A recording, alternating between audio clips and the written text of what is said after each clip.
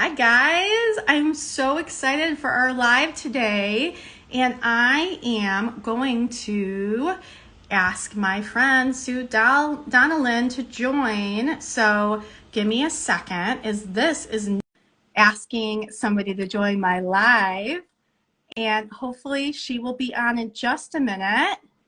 And we're going to talk about both of our books today. This is something new I'm trying and bringing to you live discussions with other parenting authors. I have started a little community of moms like me who are also writing about what they're passionate about in parenting, what's worked for them, even some stories about things that haven't worked for them.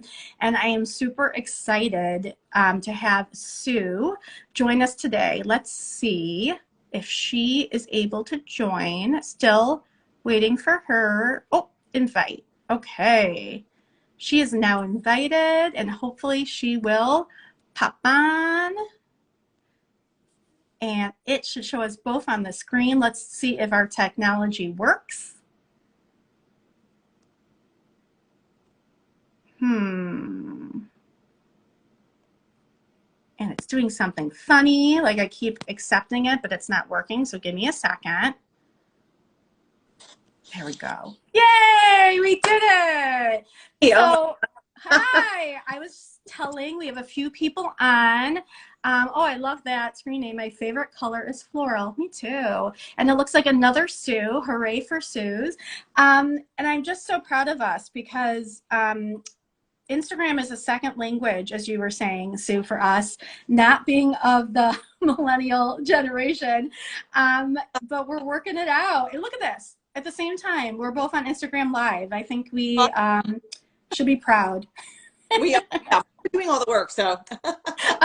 Well, I try. I've been talking a lot for the last now almost 2 years, believe it or not, in our pandemic world about how one of the upsides, and it's even weird to say out loud that there may be an upside to a pandemic, but something positive that was sort of forced on us and forced on me during this pandemic is being creative and different ways to get information and communicate out there. So starting back in March 2020 during the shutdown, I had to cancel all of my workshops. Like, the parents I was working with just weren't ready to make a commitment to online groups. And I found that Facebook and Instagram Live was this great way to hop on, share like a few tips that were totally relevant in the moment, like how to keep your kids busy outside. Just really simple things. And so I've learned a little more on how to go live and answer questions and whatnot. And it's been a cool journey. So while I'm ready for us to move past that part of the world, I'm glad that I was forced to be creative in that. Yeah, well, we're being ahead and learning, right? So I've always said my learning curve is a vertical line. Thank God for my kids who can teach me how to do this stuff.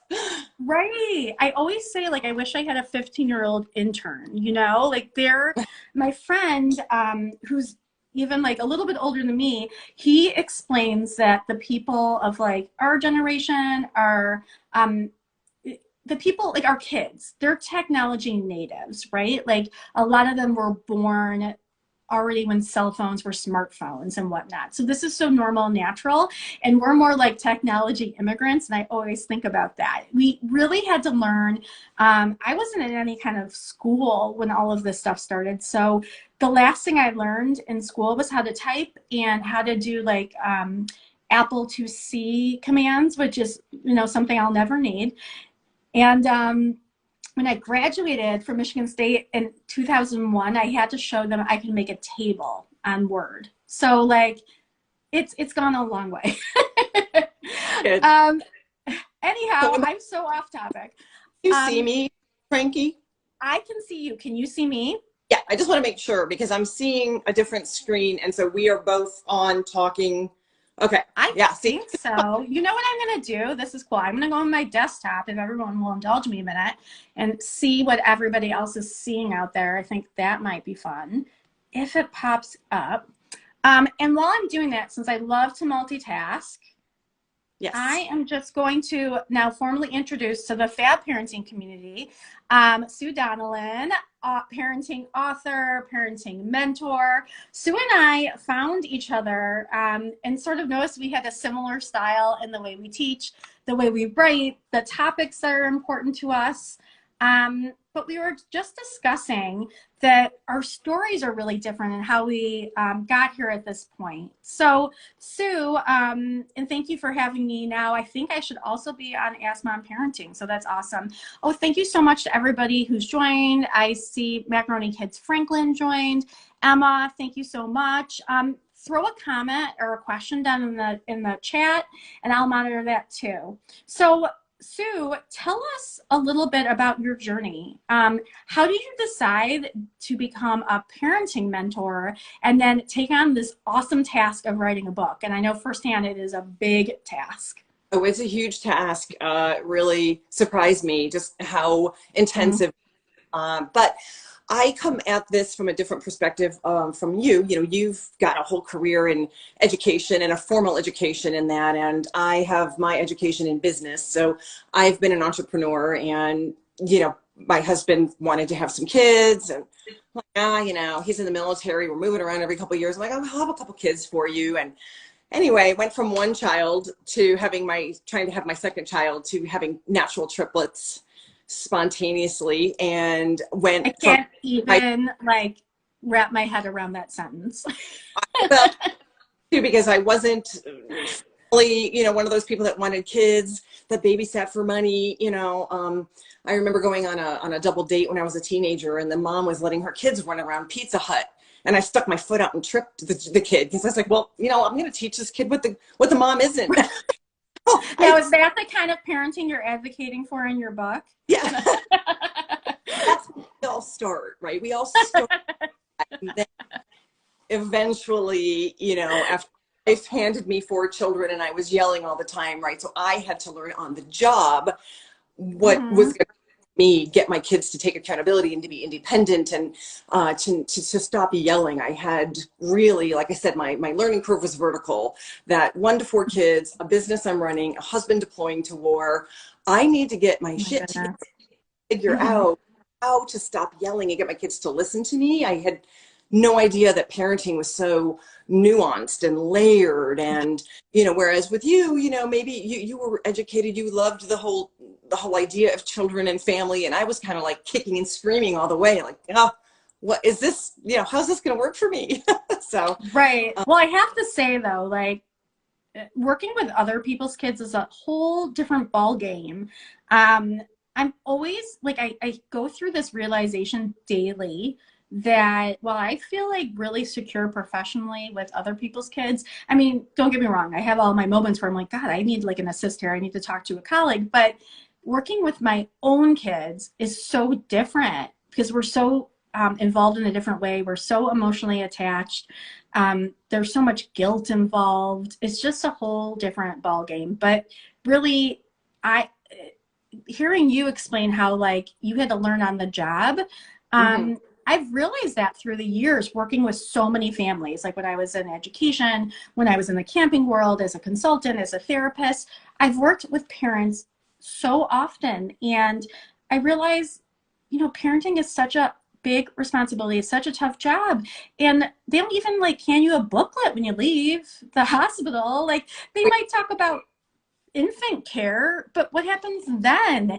And I figured out that some of the things I was doing on the job, I could bring into my house, and I saw them working. And that was my motivation to write the book. I'm like, listen, parenting is hard. If I think I have an inkling of something that can make it easier, I need to put it out into the universe and fast. So what was your aha moment that like, man, I think I have enough to share to put in a book? What was yours? That's a great question, because when the children were 4, I had 4 kids 4 and under, and I was yelling all the time. I put the kids in a Montessori preschool, and they went there from preschool to kindergarten. That was the first spark. That was my aha moment as to kids are capable of, how to treat kids with respect and how to foster independence.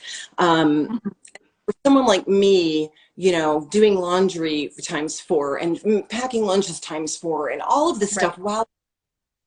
And I'm just, you know, a big picture person. Like, how do I make this faster? How can I do this more efficiently? How can I be work smarter and not harder. And when we went to the Montessori school and all those foundational principles that Montessori teaches, where kids Mhm. can do different things for themselves and they are capable, they want to be part of the family. Mhm. Those were the things that really sparked in me, in the innate psychology that I had, that I used for my sales job, also Mhm. applied in child rearing and with children and four different individuals, and reading a room and reading a child and understanding what will motivate the different kids. And I did have an innate ability to use those skills. I just never thought to use them in my family, with life. So once I saw what they were capable of in the Montessori classes, I stopped running around like my hair with my hair on fire, that my kids, that I have to make their lunches. I don't have to make their lunches. They can make it. I can set up my Wow. room, pantry. Everything's on their level. Here's what, here's Mhm. my big thing is freedom within boundaries. So here's the boundary. The boundary Mhm. is you need a sandwich. You can tell me what kind of meat, you choose the meat. So they get the freedom to choose within those boundaries. You can pick your juice, your flavored juice. You can do all of these types of things. So you can do all of these on your own. And I can supervise and I can set the stage in my home. I'm creating the culture of the home. So I can create the culture of you fostering independence. And then we bought pop-up hampers and they were doing their laundry at 5 and 6 with Wow. with our training. Everything's about training. But anyway, so those were my aha moments, that early on I realized how capable kids are and how much when they're young, how much they love to be challenged and told what's expected of them, where they get to choose the freedom to figure out how to achieve those objectives that you set the tone for. That's awesome. And I see a comment here from a watcher from Middle Tennessee talking about like not having enough time for anything, that they're doing this mobile oil change service. That's awesome. I wish you guys were here. Anything that could come to my house, I would love. Um, and so, Sue, it's interesting. I spent a lot of time on my blog talking about like responsibilities and chores, and it's like a constant evolution here for Mm-hmm. me. And sometimes I wonder if I should have, if I waited a little too long to introduce them to my kids. I think I can still, repair that. But it's one of those things that I keep having to sort of tear apart and build back up as they get older and change phases. Um, that making lunch comment, I feel like everyone probably went, ugh. Like, how many people here like drop a comment if you made your kids lunches this morning or last night and you were pretty resentful about it? Um, and it's interesting. I do a lot of consulting in preschool. So I was in this amazing preschool class this morning, and I watched 3-year-olds, take their garbage, throw it out, go to a certain table, take a baby wipe, wipe their hands, go grab their jacket, because that was all taught, modeled, practiced. And I thought to myself, wow, like these kids are more capable than my high schoolers. Like it was amazing. This is not a Montessori based program, but Montessori definitely has so many lessons to teach. Um, and I Well, think you're right. the Yeah. one thing for my kids distinctly saying through all high school and middle school, Mom, you can't believe how so-and-so gives away, their mom packs this gourmet lunch and they're giving all their food away and they're not eating it, they're throwing it out. Uh, And I'm like, well, my kids are eating it because they packed it. And if they want to trade food or whatever, they're in charge of that. I don't need to control that. And that's one of the things that in mm, my the first half of the book is about your relationship with yourself. And I know that one of the favorite things I had in your book was that you had a whole chapter on let it go. And so you and I are coming to the same conclusions. Like certain things, we can set the tone, we can create the accountability rules, we can set the culture, but then the mhm. key within that. And that mirrors society, right? If you Yeah. don't go, get fired. So if we can Right. create society in our home to where kids, Mhm. we sit down, we have family meetings, which I know you're a fan of.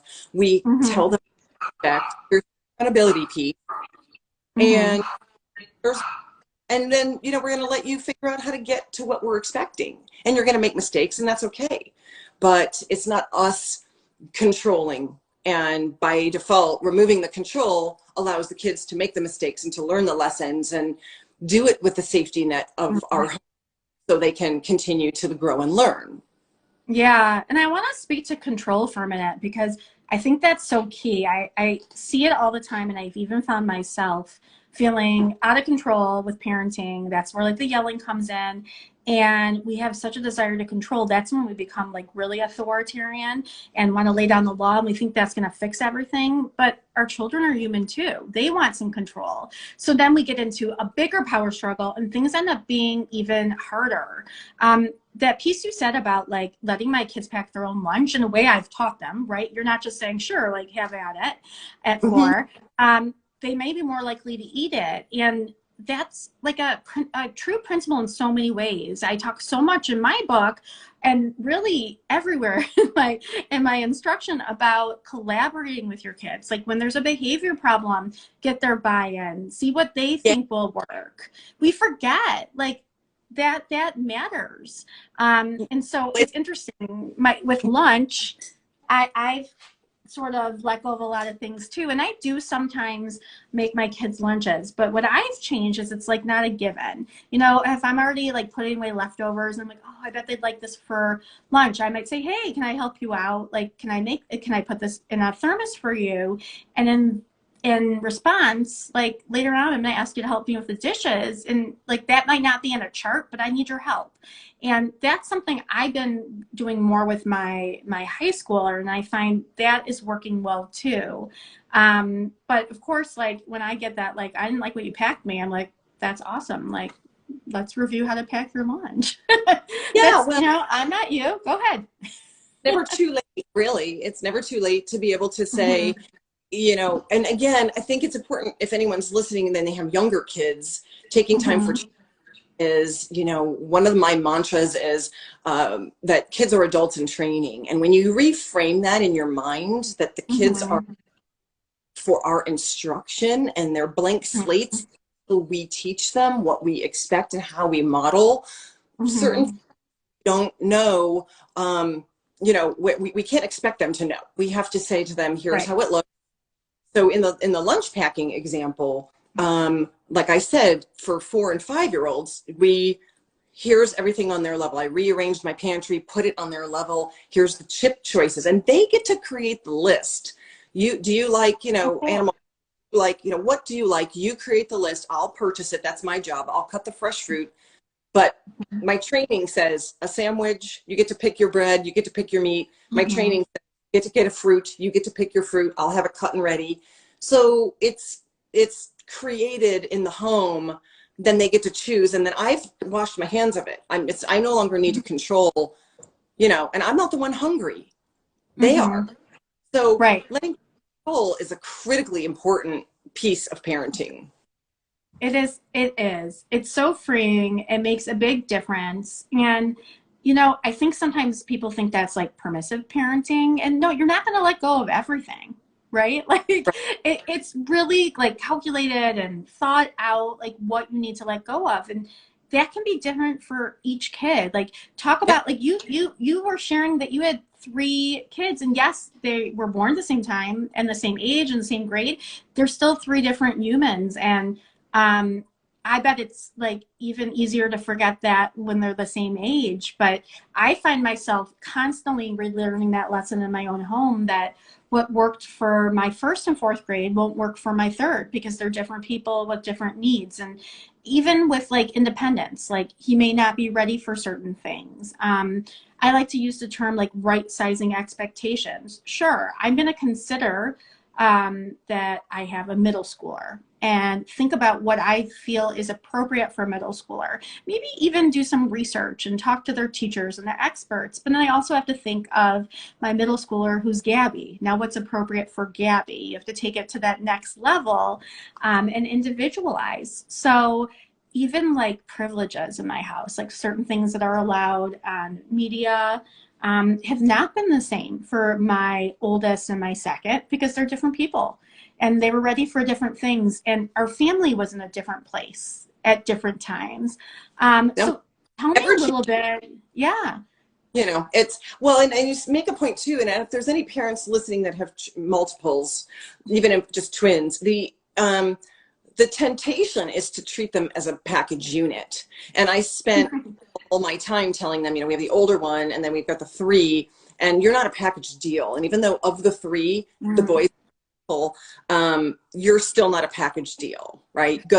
So yes, it's important to really understand the motivation of each child, the wants and needs of each child, and then Mhm.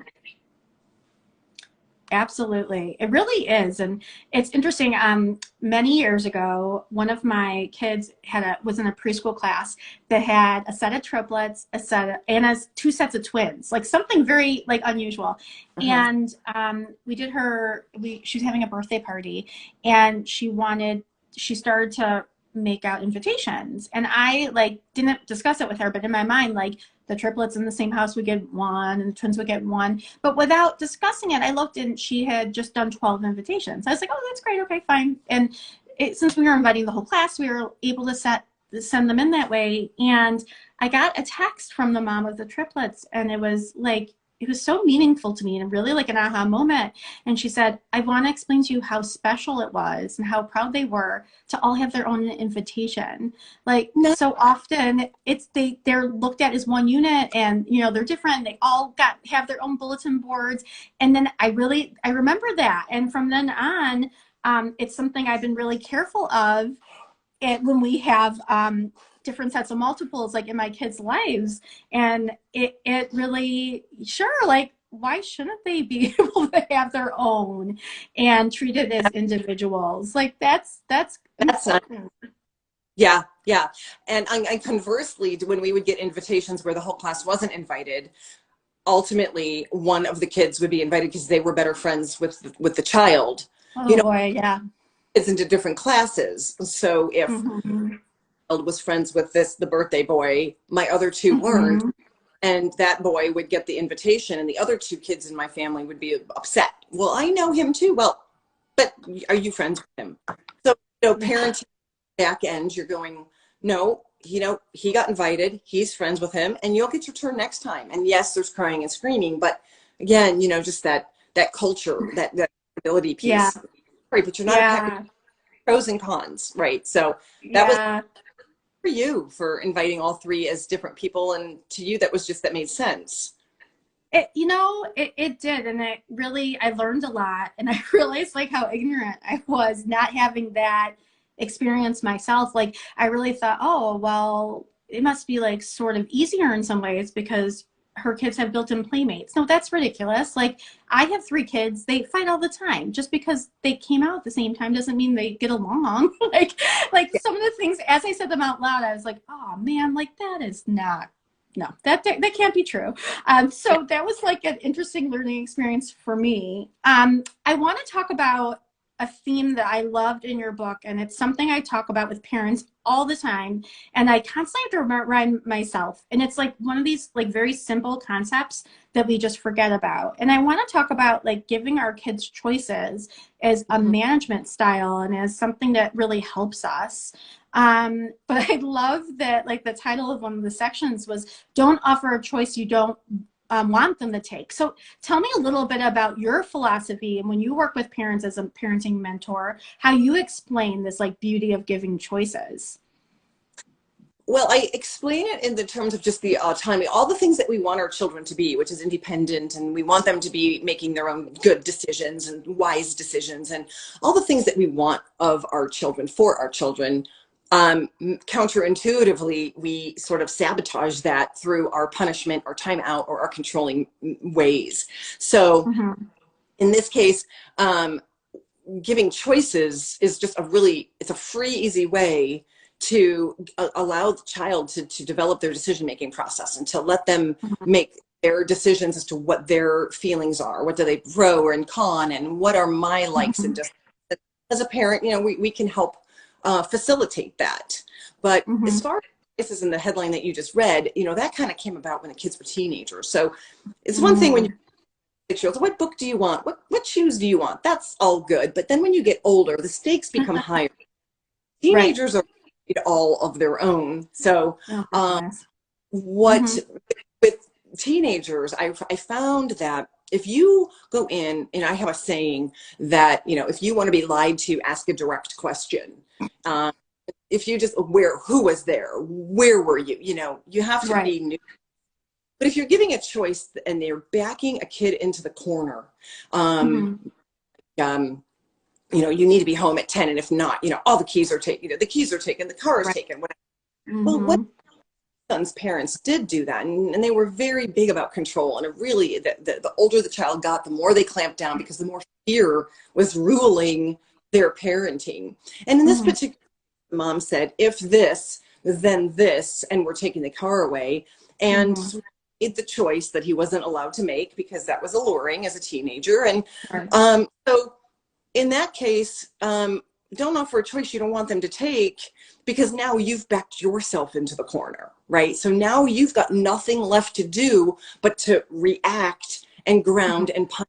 Now the child isn't able to drive. Well, Mm-hmm. who's going to drive him? Who's going to pick him up from soccer practice? Who's going to be doing all of these things? Because you threw down, made a controlling statement, Right. and now you've backed yourself into the corner and now you have to take time out of work. Well, in this particular case, they leaned on my son to drive him and pick him up and take him to practice. And Mm.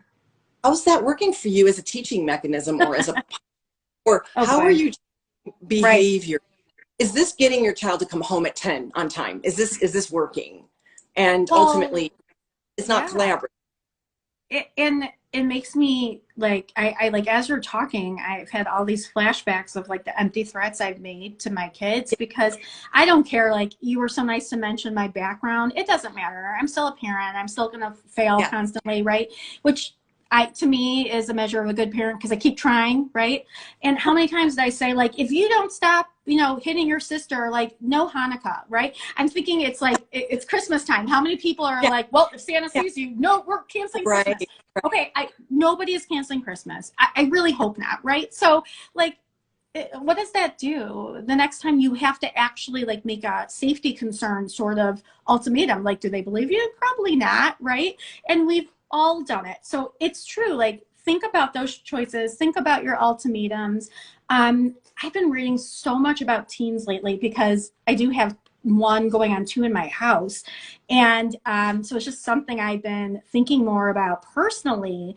And I've seen a lot of really great stuff out there about, if you don't teach your child to respectfully push back with you, how do they know to respectfully push back when they're being taken advantage of or when they need to advocate? And that to me was such a telling thing. And again, like something I've done really well professionally, but was harder in my own house. So as a therapist, when I start with a teen or a kid, like really I see, 4-year-olds through young adult, I say, I want to know when something doesn't feel comfortable or when I give a suggestion that you in your head are saying like, no way, I'm not going to do that. It's better for you to tell me so we can move on. And then I say, you can say anything to me, but I do expect you to say it respectfully. And we like, with some kids, we do some funny examples. And I want you to share what doesn't feel right because you are the expert on you. And I'm just Mhm. here to, be a mentor and a helper. And again, it was this moment where I realized, oh my goodness, I have to do that more in my house. Like, yes, Ruby, my ninth grader, you can argue, like, that is appropriate, it's healthy, but do it respectfully. If you tell me I'm the worst mom ever, it's okay. Like, you will sometimes, but I'm not listening anymore then. Like, that makes me too angered. I'm going to ask you to walk away because I have nothing nice to say.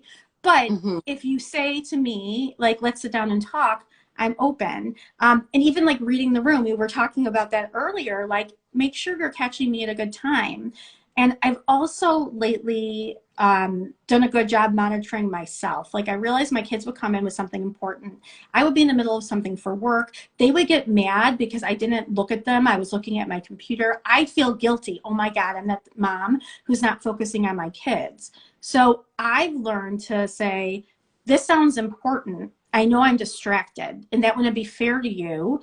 Mm. I'm logging off in 20 minutes or I have a client coming in. So I feel like I need to prepare, but can we talk at 6? Like I now That's circle perfect. back to them, Yeah, because they do deserve my respect. And it yeah. helps me with the mom guilt too, because I am human. And if I am anxious about a client and it's not an emergency, and sometimes it is, and I do have to stop, that allows me to just sort of take care of my own needs. So all these like things we're modeling, they're so important for our teenagers. And yeah, I mean, it's complicated, but this is such a safe environment for them to learn these things. It is. Yeah. And we're able to structure the home, and it's all very intentional. And that's why I think you and Right. I both wanted to write books, because, if I spent time, being thrown into the deep end of parenting with 3 kids quickly and a husband gone and a job that I was managing, I wanted to share that with other parents, because there was another way. And we all start out trying to do the right thing. When I was yelling at my, Sure. that was what I needed to do to get them to listen. And it wasn't Sure. until I used my own self-awareness to realize, this isn't working. And it starts with us. Mhm. Realize that what Mhm. we're doing at the timeouts, the grounding isn't working. Now we're open Mhm. to new ideas.